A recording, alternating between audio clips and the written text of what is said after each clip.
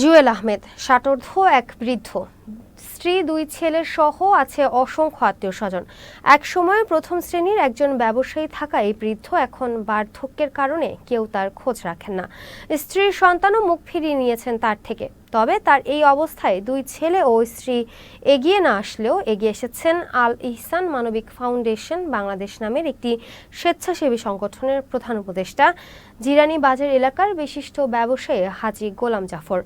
তার তত্ত্বাবধানে ওই প্রতিষ্ঠানের পক্ষ থেকে চিকিৎসা সহ সকল খরচ বহন করা হচ্ছে। আমাকে দায়িত্ব দিলে মানে এই পরিচর্যার জন্য। এরপর ফ্যামিলি ছিল, ওখানে থেকে ফ্যামিলি পলা চলে গেছে, মানে আর কোনো খোঁজ খবর নেই। তারপরে আমাকে এখানে দায়িত্ব দেওয়ার পরে আমি ওখানে যতটুকু একে সেবা দেওয়ার দরকার দিচ্ছি। ফ্যামিলির লোক ঢাকা মেডিকেল কলেজে ফেলে রেখে চলে যায়।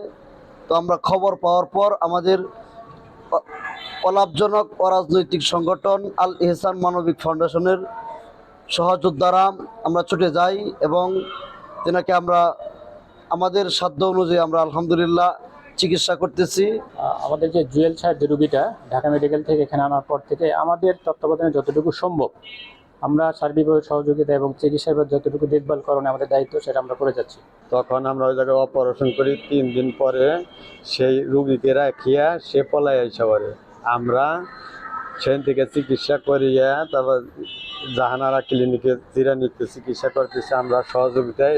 জাহানারা মেডিকেল হসপিটালে আমাদের সংগঠনের একটা মেডিকেল, ওইখানে নিয়ে ওনারা রাখি এবং ওইখানে আমাদের নিজস্ব তত্ত্বাবধানে এবং ঢাকা মেডিকেল কলেজের প্রেসক্রিপশন অনুযায়ী ওষুধ খায় এবং 2 জন লোক নিয়োগ দেই। 2 জন লোক দিয়ে তারা ওনার সেবা শুশ্রূষা করে। এখন বর্তমানে আমি চাই উনি একটু সুস্থ, ওনার ফ্যামিলির কাছে উনি ফিরে যাক এবং তারা ওনাকে গ্রহণ করুক।